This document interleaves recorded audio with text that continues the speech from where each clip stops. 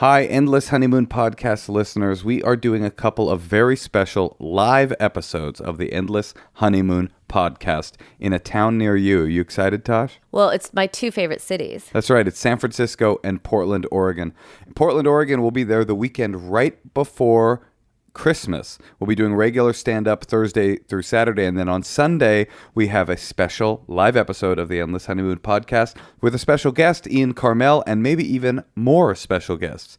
Would you like to come? Buy a ticket. Would you like to be on it and not even have to buy a ticket? Email us, endlesshoneymoonpod@gmail.com, and say why you want to come on, what you need advice for. It'll be really fun. January, we are coming to San Francisco Sketch Fest at the Marines Memorial Theater with very special guests, and you can be a part of that as well. Buy a ticket, go to sfsketchfest.com, or email us, and you don't have to buy a ticket. You'll get in for free. Wait, but don't come up on stage just because you wanted to get in for free. That's true. That would be really annoying, Moshe. You shouldn't encourage people to do that. Well, we're going to vet them. They're not just going to email us and automatically come to the show. I mean, if they're saying all I want to do is touch Natasha and her beautiful third love bra, well, they're not going to get up on stage. But if you have an issue you want to work through with us live in Portland or San Francisco, email us, endlesshoneymoonpod@gmail.com, and go to Helium Portland or San Francisco Sketchfest.com. Buy a ticket. Come see us soon. We love you.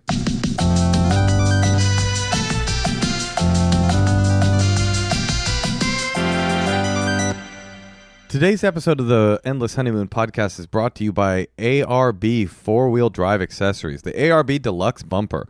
Unlike most brush guards and bumpers... Okay, Moshe, what? stop. What? Model number... That's like what part you number want. 3462030. That's Moshe's Amazon wish list. For a Chevrolet HD 2500. They're never going to give you one through this podcast. Maybe a discount code. That's gross. What? You're trying to get like a free bumper from our podcast. I'm trying to get a discount code. I just want a little bit of money off. Speaking of money, we had a real ethical. We've been in the midst of an ethical dilemma today about what to do with money. Today was it's Saturday, and we went to the Fairy Fair. It was like a Ren Faire for toddlers. That's right, at the Pasadena Waldorf School. And if you don't know what Waldorf School is, it's basically if you take a bunch of kids, chop them up, add walnuts, mayonnaise, apple chunks, you get yourself a Waldorf School. No, it's a weird kind of like mega hippie fairy Euro started by some German man named Waldorf. Rudolf Steiner. Is that who started it? I think. Who's Waldorf? I don't know. Well, anyway. I haven't studied it, Moshe. It's just kind of like this kind of hippie school where they don't even teach the kids to read until they're like 14. No, like 7. Yeah, or something. I think the point is no technology. No technology. They do like wooden toys. They take them out in nature. It's basically all leaning towards imagination and wonder, right? But it does have some weird parts too, which is like they have this very specific form of German dance that they teach all the kids. I'm not kidding. It's like a very specific to that school. No one's ever heard of it. Yeah, every Waldorf school they do this like movement play, and then you're not allowed to watch movies. Like the family isn't either. My friend said her she knows someone who goes there whose kid doesn't watch TV shows and just polishes wood for fun. We heard another story where a kid had watched a movie over the weekend and came to class and was like, I don't know what it was, but he was just like, Incredibles 2 was so good. And the whole family got in trouble. They were like, we've heard that the child has been watching Incredibles 2. Well, I also heard that it's not that strict, and I might send my child there, so let's not make fun of it anymore. Well, okay, so here's our dilemma. First of all, I'm looking at this thing, and it is... I went to public school my entire life. Me I went too. to Oakland Public School. You went to Rockford Public School. They're pretty similar. And I went to Catholic school for my childhood. Oh, did you? To me, public school, while the ethically correct thing for a society to do to send everybody to public school, and the more people that send their kids to private schools, the less money the public schools have, so the more sort of ghettoized and disenfranchised the public school becomes. So it's actually this classic dilemma. Like you have enough to help your child not get sucked down by the system, and by doing that, you're ensuring that everybody underneath you is going to get sucked down by the system. But if everybody went to public school, then every public schools would be awesome, totally funded, and everybody would be thriving. But we live in a situation where there are no ethical choices in capitalism, and here we are. But for me, I was raised super poor, and we couldn't afford, there was not an option. And I went to public school my entire life, and every second of every moment, every single day I was in public school was torture. Mm-hmm. You would have been great in that little fairyland. Yeah, man. They have like their high school in a forest and like a wooden schoolhouse, and they're like just encouraged to use their imaginations. And if you don't feel like working on science today, you work on something else. But you still round it all out. There are weird parts. You would have loved it. I would. Well, I just the idea that no, you would have taken drugs and been like, "Fuck you." No, maybe, but the idea that I could, instead of 8 hours a day of torture, staring at the clock, waiting for the bell to ring so that I could get the fuck out of there, that school could be an experience for my kid that was like enriching and filled with like whimsy, edifying. Yeah. Although we did see some of the high school seniors, and they definitely looked like a little bit witchy. A little bit. They didn't look like, I would say, the most well, it wasn't socially Ren savvy. Faire, so maybe they were in costume. It could be, but there was a lot of high-waisted jeans, a lot of dangling chain earrings connecting to the nose ring type of a vibe. So public, private school, what do you guys think? What's your... What do you think? I think that I went to public school. I was told I wasn't an artist. I was told I wasn't a writer. I was not encouraged really in any way. I hated it as you did.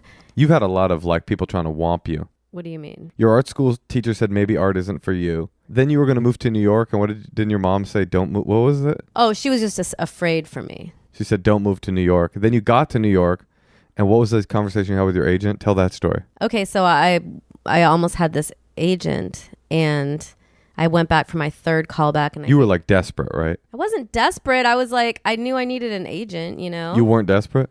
Maybe a little. Okay. I was very focused on becoming an actor. And so I finally had my third audition. He's like, okay, I think this is going to be great. And then it was like on, in Times Square in some office building, and all the agents came out, and it was like in a boardroom, and I cried. It was amazing. And then he's like, okay, call me at 3 p.m. So I called him at 3 p.m. from a payphone. Was it raining? At Hunter College. No, it wasn't raining. It was on my payphone. And then he was like, hi, Natasha. It's Al Flanagan, agent. I've had a big talk with all my colleagues, and we've decided that you're too short to be an actress. And so then I collapsed. In the payphone? On the streets of, on East 72nd Street. I collapsed and started heaving, sobbing. And ironically, when you collapse, you're even shorter. So that could have been your big moment, but no. But you were sobbing on the streets of New York? Mm-hmm. Oh, that's because so sad. I was like, I just couldn't believe it. And then I also thought he knew. Right. Because I had finally gotten a chance to meet someone in the industry because I didn't know anybody, and then the response was that. The response, that's such an awful response, because the response wasn't, we've talked and we've decided not to work with you. The response was, we've talked and we've decided there's no future in this for you. For you. And Give up. And I think he And you can't do anything about it. I know. You can't go to tall classes. It wasn't something like your attitude needs to change. Right. Or maybe drop 15 pounds. Something nice like that. Well, something achievable if you wanted. But Be taller. But anyway, I guess that's a string of people telling me not to do something, and I still did it. So maybe it doesn't really matter where your kid goes to school. No, but you have an unusual amount of tenacity for a person. This was what How do you teach tenacity? I don't know. Probably maybe it is. Don't put him in a private school. Right. Maybe it is through hardship. I mean, this is what I was thinking today, like pondering this idea. Like, do we send our kid to this school that is expensive and is not guaranteed, but certainly puts a higher percentage on the fact that they will become interesting, imaginative, interesting, unusual thinkers, and not fall into a lot of the pitfalls of public school, which can be, the parent-teacher ratio or the teacher-student ratio is like 1-35 versus 1-6. So kids can really fall in the cracks. They can fall in with a bad crew. Well, yeah, that's the problem with public school generally. And I support the public school system. I mean, my parents were all public school teachers too. Like I come from like a super long line of teachers. My grandmother was an Oakland public school teacher. My mother was a San Francisco public school teacher. And then she went on and taught at Laney College, which is a community college in Oakland, which is where I went. But I also almost got completely lost in the system. Like, it was almost like everywhere I looked, there was a doorway that was like, if you walk through here, you could get lost in the system. Dude, I dropped out of 8th grade. I stopped going in the middle of the year. I don't think anyone noticed. They noticed my mom noticed when I got my grade point average and it was a 0.17. She was like, how did this happen? It was all Fs and 1 F minus. Oh my God. And it was like, how'd this happen? It's like, well, I just haven't been in class in 6 months. And nobody noticed. Nobody called. Nobody said anything. I was just like smoking weed in the BART parking lot across the street for 6 months. And then you used to be so cool. I was cool, man. I mean, look, all those experiences made me interesting. It wasn't school. It was being in a school that was so fucked up that I was allowed to just become a fucking animal. But most of the kids that I hung out with back then, well, not most of them, but a lot of the kids I hung out with back then went to jail, went to prison, or dead. And it's like, okay, cool, I made it out, but it doesn't really speak highly of the opportunities I was given. And by the way, this Waldorf thing felt like all of those things would be out the window. I was thinking about what are the terrible things that could happen to you in a public school or even in like a more mainstream private school. Bullying, drugs. I think drugs are everywhere. Waldorf probably encourage. I think you graduate, they give you ayahuasca at the end of it. But like bullying, being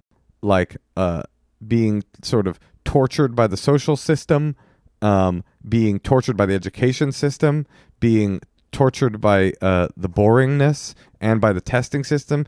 It felt like somehow they would sidestep most of those pitfalls. I don't know. It's a real ethical dilemma because it's like a public school system is the mark of an enlightened egalitarian society. That's how it's supposed to be, is that all children, regardless of economic or cultural advantage, should be at an equal playing field when it comes to education. Unfortunately, it's not really true. And like, I look at myself and I go, oh, well, I'm really intelligent. And I went to Oakland Public Schools in probably the worst era of its history. I think it's a lot better now. And I'm like, well, I came out intelligent. Well, first of all, I flunked out of junior high school. And second of all, everybody in my family was a teacher. So you were on drugs when you were starting 13. When I was 13 is when I found 12 was when I found drugs for the first time. So it's like, I think that even though I had all these hardships in public school, I did still come out, intelligent and educated. But it's like, that's a myth. But because you having a parents as educators. Exactly. I came home and I had teachers at home telling me, read this book, do this, learn about this stuff. Not most kids don't have that opportunity that are in public school. Like, we might have been poor, but we were rich in knowledge, And so then what do you do? What are you supposed to do? You're supposed to send your kid to a school where it's like a kind of conveyor belt. That's the problem with public school, is that even at its best, it's still a kind of like human conveyor belt where you're just traveling down the conveyor belt, getting widgets of information so that you can test well, so that you can go to a high school, get a good SAT score, and hopefully go to a good college, as opposed to meet some boys you want to like give blowjobs to. Hopefully.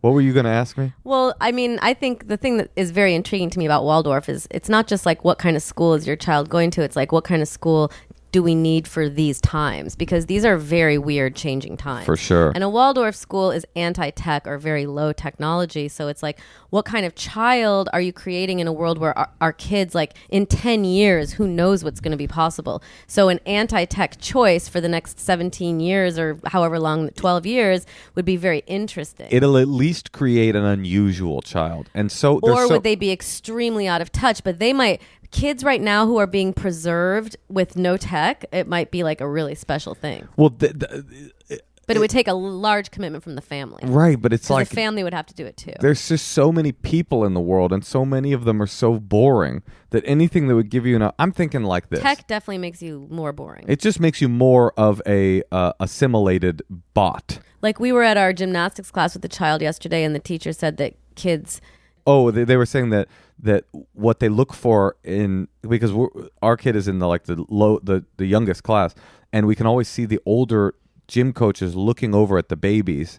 And I was like, are they like scouting? And he said, yeah. And I said, what are they looking for? They're scouting babies? They are. That's how gymnastics works. Oh, my God. They start at the beginning. I said, well, what are they looking for? What did he say? Grip strength, because now the kids don't have grip strength anymore because they're all on their iPads. He said that across the world, grip strength in children is diminishing because people aren't using tactile, they're not hanging from jungle gyms. They're shooting people in the face on Fortnite. But it's hard, man, because we work in the entertainment industry. How are we going to tell our kid, like, oh, we don't watch movies in this house. We write on them. It's like, it's an inherent hypocrisy. And by the way, Waldorf is there are some parts that are kind of like a little culty. Like they don't do blended fabrics. They do wood only. That's absurd.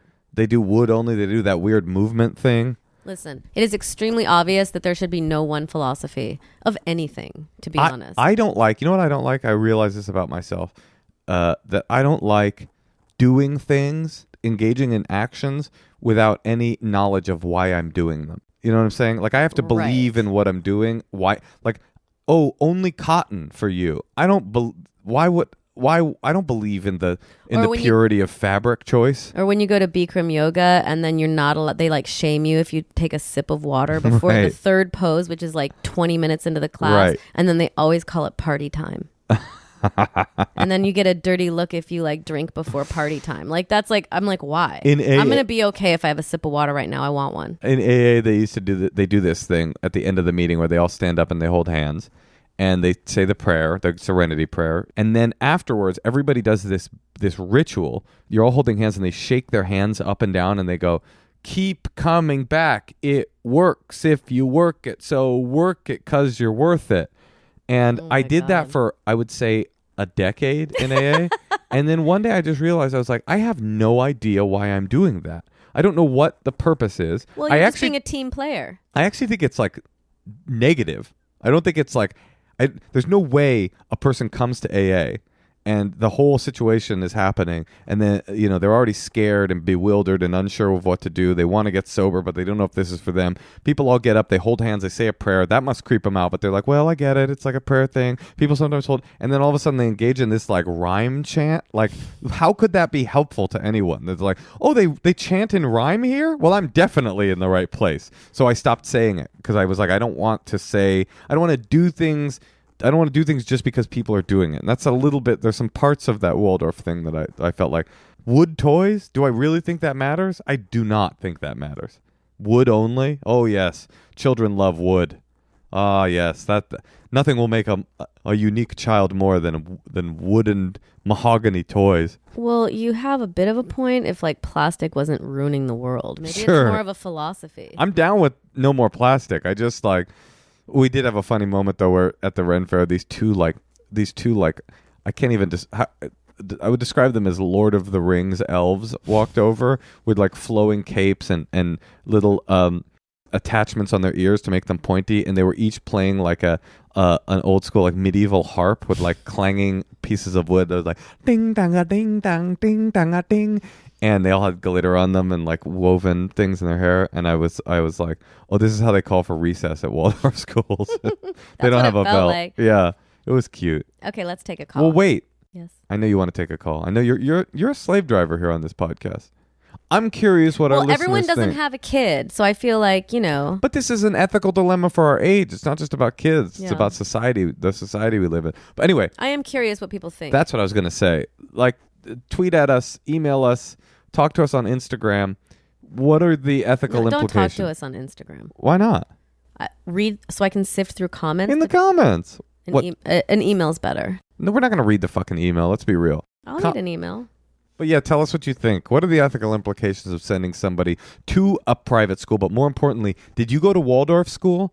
Did you like it? Did it turn you into an interesting person, or was it a kind of medieval torture? The one weirdest thing is it's so Eurocentric. Every single book was like, the Dutch milkmaiden, and then the next one's like Norse mythology. It was very white, and then the roots that they were studying were very white. Yeah, yeah. It was like Norse runes and like. Anyway, if you went to Waldorf school, holler at us. Tell us if we should send our kid to a Waldorf school or if we're just fucking ridiculous Los Angeles hipsters lost in the mire.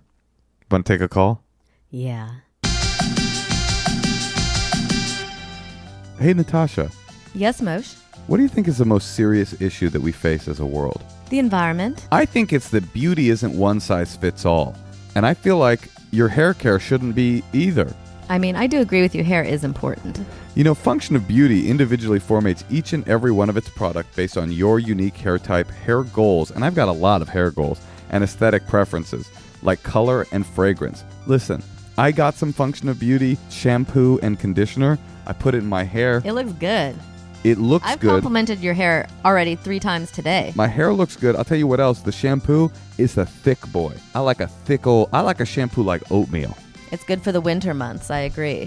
Function of Beauty never uses sulfates, parabens, mineral oils, or any other harmful ingredients in any of its products. Plus, they're 100% vegan and cruelty-free. Also, if you have a big ego, and I definitely do, the bottle actually had my name printed on it. It said, For Moshe. It felt good, and my hair looks blingin'. Listeners will receive 20% off their first shampoo conditioner set. To redeem, head to functionofbeauty.com/honeymoon and take the hair quiz. Ships to the U.S. and many locations worldwide. Go to functionofbeauty.com/honeymoon. Functionofbeauty.com/honeymoon to get 20% off your custom formula. Functionofbeauty.com/honeymoon. Hey, Tosh. Yes? You know, I used to travel using only garbage bags filled to the brim with various things. Once I left London with 2 garbage bags, like black garbage bags, on my coach flight in the back by the toilet. You shouldn't live like that.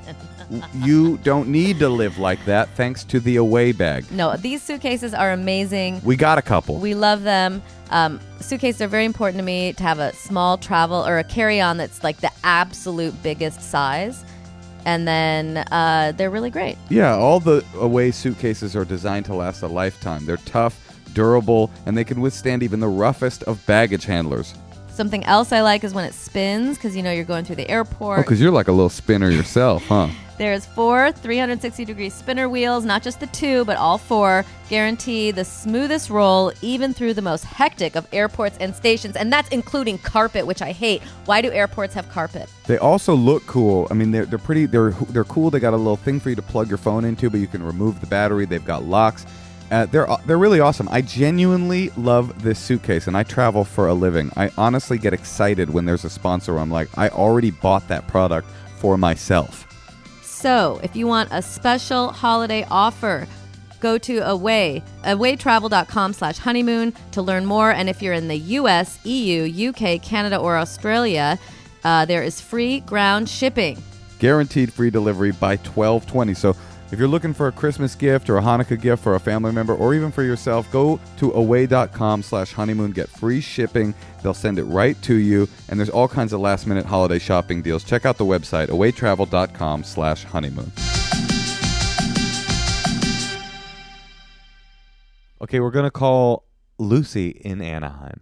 I got high hopes about this one. I like people named Lucy. Well, I hate Anaheim, so. Let's see what happens.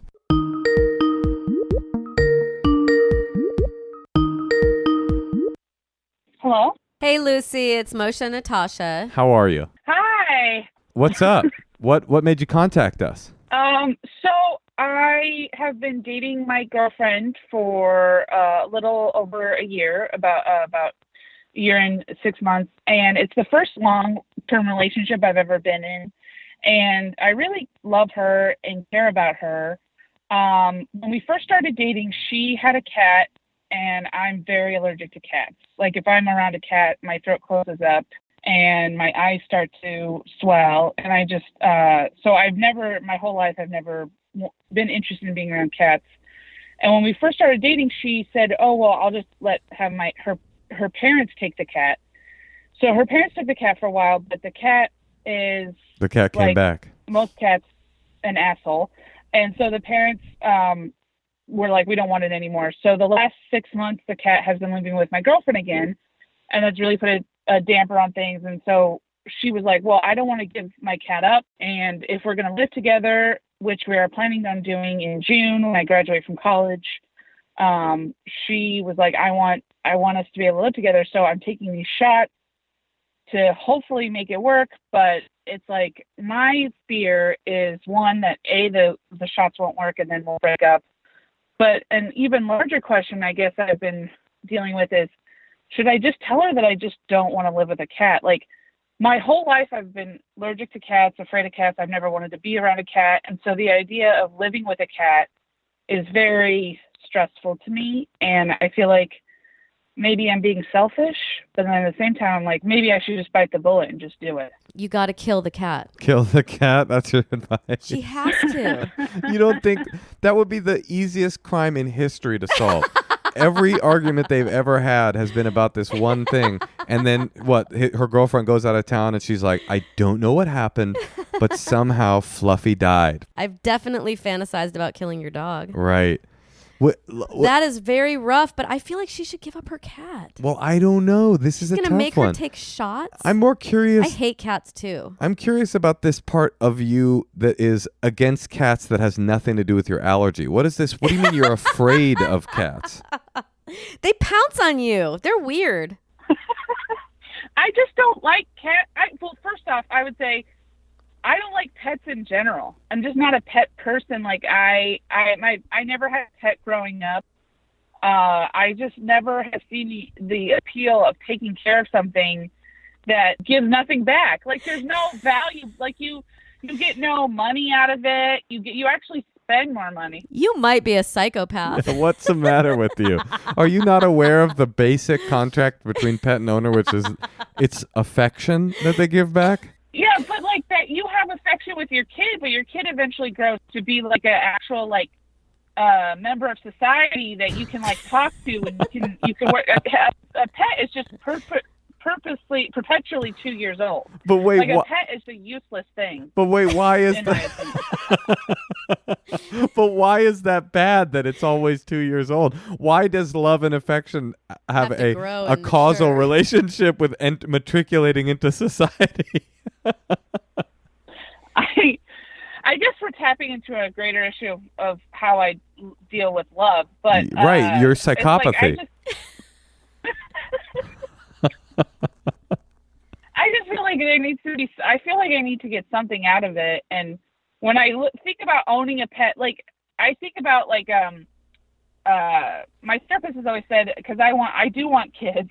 And so my therapist has always said, well, if you have a kid, you have to have a dog first to see if you're able to like raise the dog. And wait, that's what your therapist told you have to get a dog before you have a child? Yeah, because she doesn't think because she knows her. That's what I was going to say. That feels like a pretty harsh dogma. Like, oh, every person that has a child has to have a dog. And I think you're right, Natasha. The therapist is like, oh, no, Lucy needs to get a dog to make sure that she can actually love another being before she gets a child's welfare in her hands. So, yes, that's basically it. So, but when I think about spending money on a dog or any kind of pet, I think about all the other things I'd rather spend money on. And so, I mean, I have a twin brother who has a dog, and he loves his dog, and we, for the longest time, had the same opinion. So who knows? Maybe my opinion would change. But I come from a place of, like, I've always been allergic to cats. Right. I've gone to the emergency room because I've almost died because I one time pet a kitten. And so I've always been like, sorry, I don't mean to laugh at you. Oh man, the bitter irony of being a lesbian who's allergic to pussy. I tell you, here's. Oh man, you like that, or did you hate that? I don't know what I don't know what angle. I thought about making that joke for the last 15 minutes and was like really unsure if I should. Is do that it. when you whispered to me, Moshe, I got this one? No, I had no. Here's what.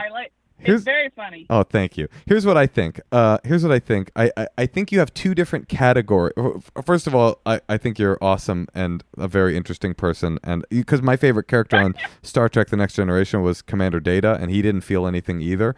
But but like you have two different categories of thing here. One is your physical reality, which is that you're allergic to cats. That is your business, and that is not negotiable. The other category is your sort of ambivalent, or not really ambivalent, your sort of unhappy relationship with people having pets as a philosophy. That is not your business because the cat isn't, it's not your pet. And yes. And you're not going to have to spend your money on that cat. Right. Unfortunately, if you move in with your girlfriend, you're going to have to deal with the fact that she has a pet. Oh, and I have an idea just to interject very quickly. When you do move in and let's say the shots do work, you can have boundaries around the cat. Maybe maybe the cat doesn't sleep on your head. You know, like maybe it's not allowed in the bed. You know, you might have to have some of that. I have been offered that as a solution to people, and I will say that I think that is, thank you, I think that is a good solution. However, the apartment that she lives in is extremely small. And so it's like if I set boundaries, essentially the apartment is a hallway with a room, and it's just like if I set boundaries as to where the cat can go into like a corner of the room. Right. That doesn't sound good for your allergies. If the house is that small and there's a cat spreading its ass all over the dishes or whatever they do. Yeah, they've spread their ass on dishes. Don't they like wipe their butts on tables and people act like that's normal and then they like pounce on you? What? I've seen cats wiping their butts on tables. But here's the thing, Lucy and Natasha. No. Every relationship is an equation. Every relationship is a mathematical equation. In every relationship, there's going to be things about your partner that you can't stand. Some of them are big, some of them are small.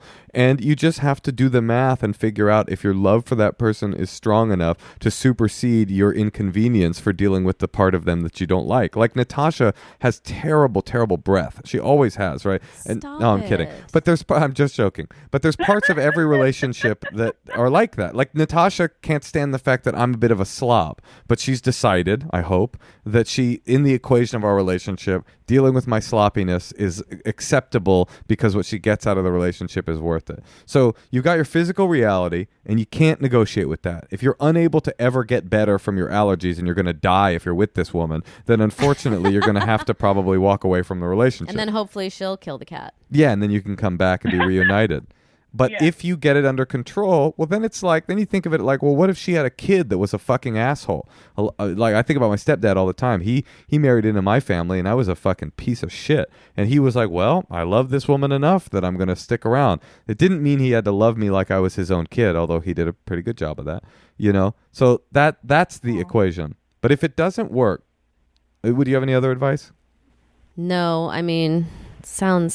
I wouldn't move in with a cat probably. I would tell them they're going to have to get rid of it. Right. Or you do a thing where you go, well, this isn't going to work, this situation, but I've got my allergies under control enough that if we move into a bigger place together, and then there'll be a place where the cat can go, a place where I can go, and that will create another sacrifice. You'll have to sacrifice some more income in exchange for the love with this woman that has a pet. Like all of this, these are all like equations that you have to crunch the numbers on. And if you crunch the numbers and go, well, I actually can't afford to move into another place, and if I live in this place with this cat, I will die, then probably you're not going to be able to be in that relationship. But here's what I really think. Here's my anecdote. I heard a story about a guy who had such debilitating allergies. This was on an episode of Radiolab. He had such debilitating allergies that he got desperate, and he heard somewhere that the reason we have such bad allergies is because we got rid of all the hookworms in our stomach. There used to be this thing. We used to all have too many hookworms, and so we would get sick from it. So they created, modern medicine created a system where we got rid of all the hookworms, but we got rid of too many, and they were killing some of the allergies inside of us. So this guy was like, well, I need a hookworm. But they don't sell hookworms because they're disgusting. And he went online and he looked up, where can I buy a hookworm? And they're like, you can't. Now the way that you get hookworms is that you step in shit.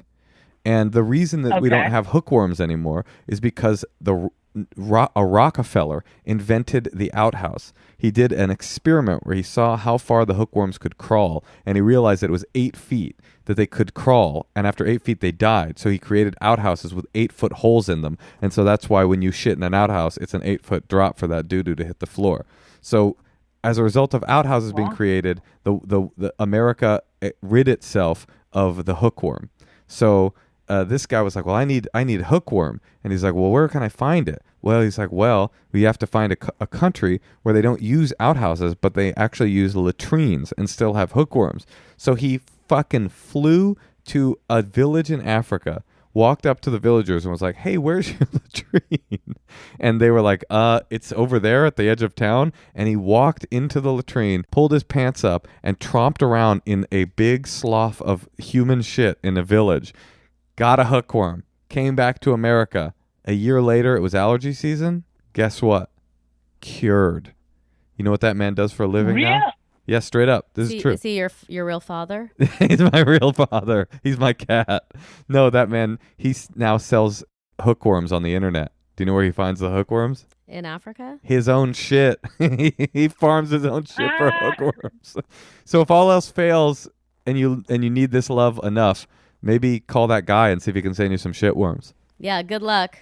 Good luck. Well, I have had hookworms. Oh, you're good. You're in the money. Good luck, Lucy. Yeah. Thank you.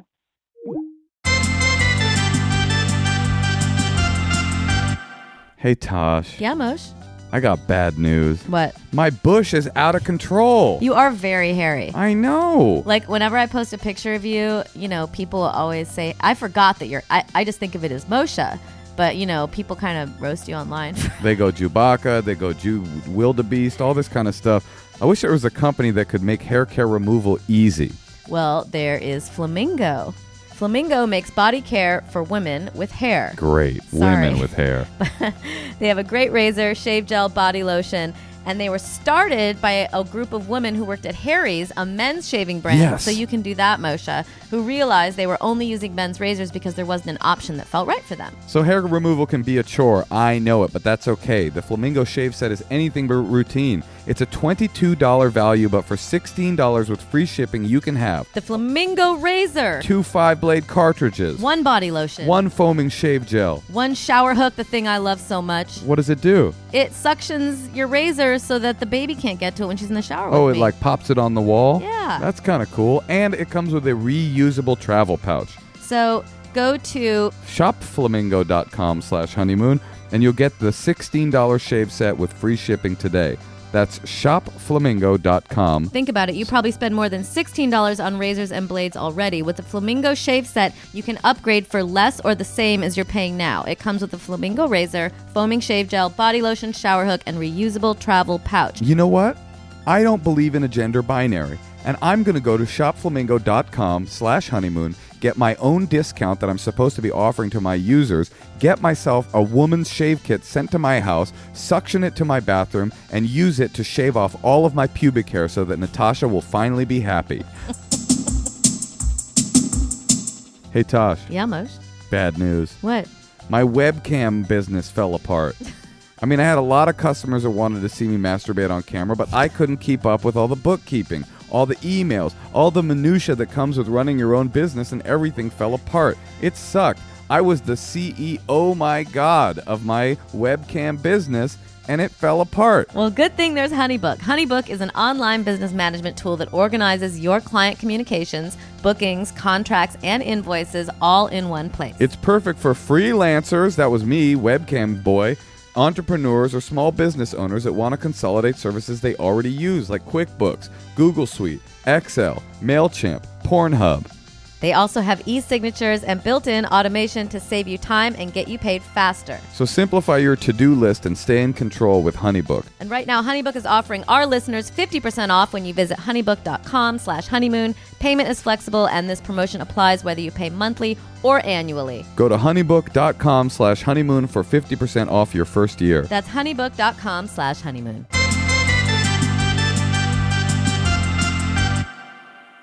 Now we're calling Molly from Milwaukee.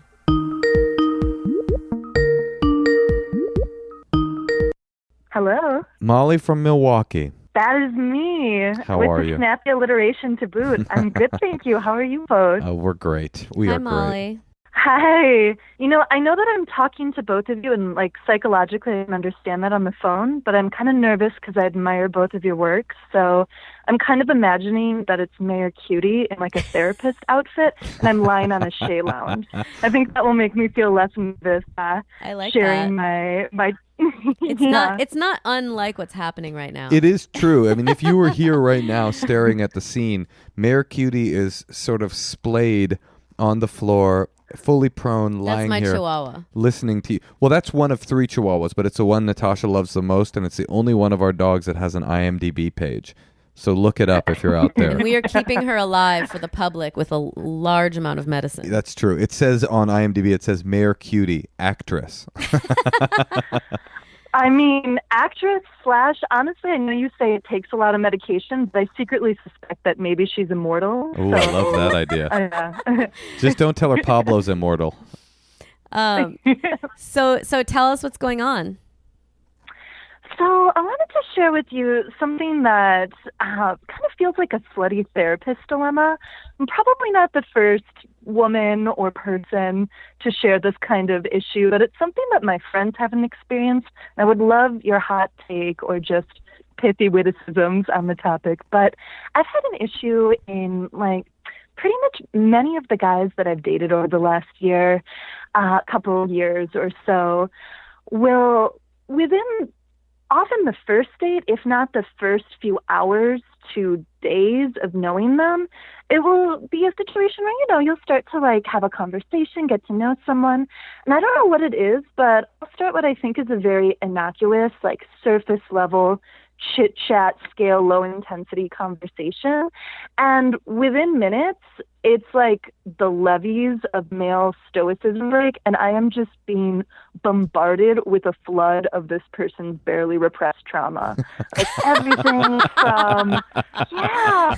And I should put a disclaimer in there because I don't want to like come at this as though I'm trying to reinforce like really rigid gender norms or think that like men should bury all of their emotions under like a thick layer of irony and WD-40 and sawdust or something, but it's like immediately. Oftentimes, like on the first date, we'll suddenly be talking about their teenage girlfriend who had an abortion, or the one girlfriend that cheated on them and that's broken them forever and they can never trust anyone, or somehow paradoxically be monogamous with anyone, or like absentee dads.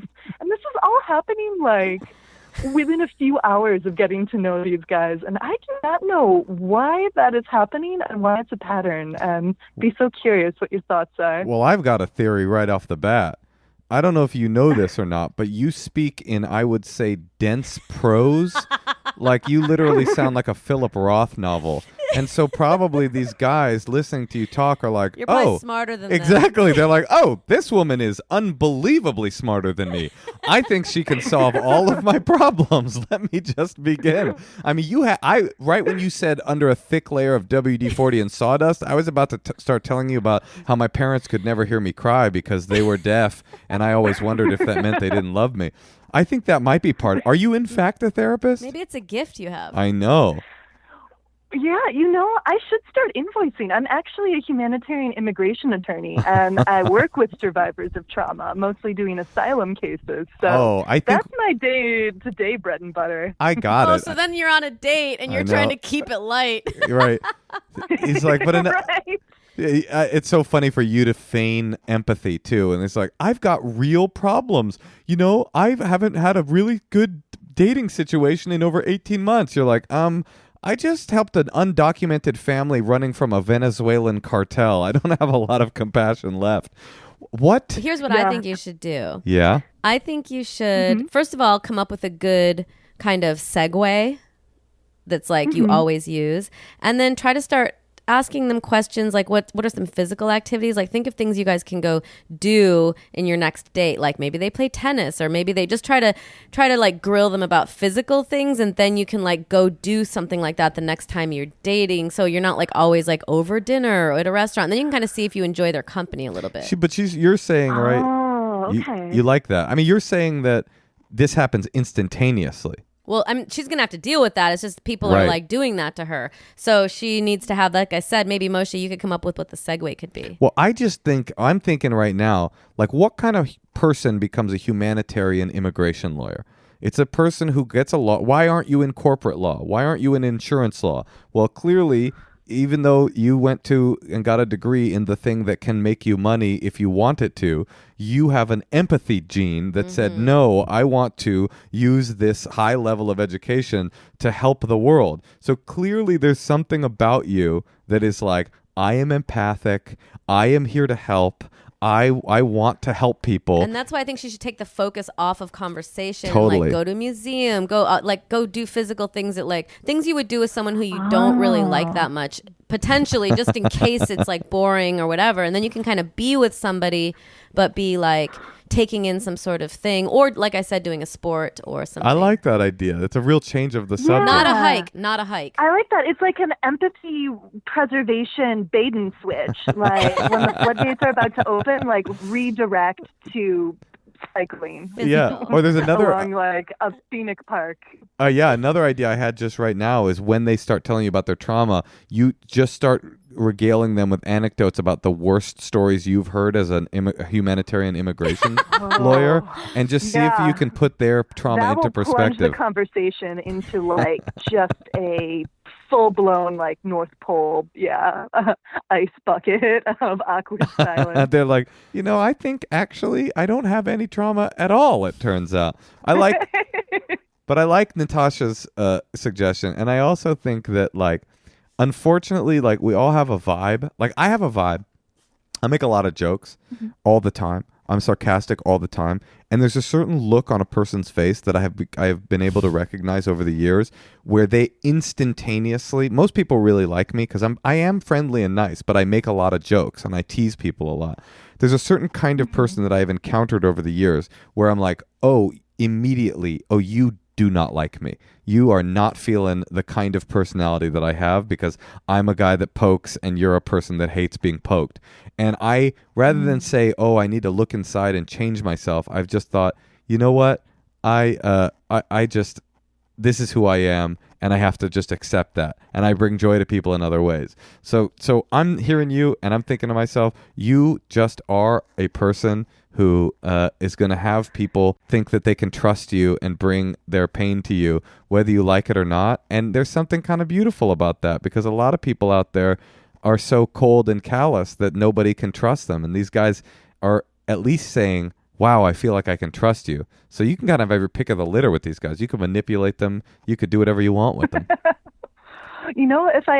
If the like empath gene just gets snuffed out in Trump's America and I want to turn into a nefarious puppet master, I'll keep that in mind. But thank you. That's very wise, and that brings me a lot of clarity and comfort about the situation. Well, I'm glad, and thank you for the hard work that you're doing with the immigration. That's tough stuff. Mayor Cutie says hello. Yeah, Mayor Cutie says... Oh, my gosh. Mayor Cutie has a little... That's going to get me through. No, Mayor Cutie has a paw up, like a black power paw, and she's saying, thank you for helping the undocumented. All power to the people. All power to the people. Oh, my gosh. That is the most inspiring image I can imagine. At my next asylum hearing, I'm going to just imagine that ultra petite solidarity paw. And Molly, in the meantime, get a dog. Yeah. Is that right? Why? Oh, yeah. Why not? Okay. Excellent advice. Yeah. Good deal. Thank you. Well, thank you both so much. Thank you. Bye. Good luck out there. Thanks. Bye. Okay, well, that was our second call, and unfortunately, our baby has stirred and has begun to scream. So let's play some two secrets quickly, riff on them, and then we got to go be parents to our child. Hi, Moshe and Natasha. Oh my God, I love you guys. Okay, so my secret is that one time, so I'm an actress, and one time I was at this show at this theater conference, and it was like this really like artistic avant-garde theater production about like these women who were being murdered, and it was very dramatic, but it was the literal worst show I've ever seen my whole life. And it was winter, so I had my big winter coat on over my lap. So I just kind of reached down and like masturbated like 4 times during this production. Yeah. All right. Love you guys. Bye. Oh, that's awesome. I love an idea of something so boring you get horny to just de-traumatize yourself. That happened to me the other night. What? When we were watching No Country for Old Men. You started jerking off? No, I started to get really horny because I was just fantasizing about things. About anything but watching the movie? Or maybe Javier Bardem puncturing that guy's forehead with the cattle prod really got you going. I like this. I like this person. I like this secret. I'm turned on now, and I'm going to masturbate. Okay, folks, here's the deal. We started playing secrets. It's my favorite part of the podcast, and it's yours as well. And then all of a sudden, we heard a loud thump upstairs and realized that for the first time, our baby catapulted herself out of her crib, jumped onto the floor. She's now down here. She's healthy and well. She's not even crying. She's actually looking at me right now, kind of going like, yeah, fuck you. I just got out of the crib. But I don't think we can play any more secrets. I think we have to do a shorter episode. Baby, say hi. Hey. We gotta go. Tosh, love ya. I love you too.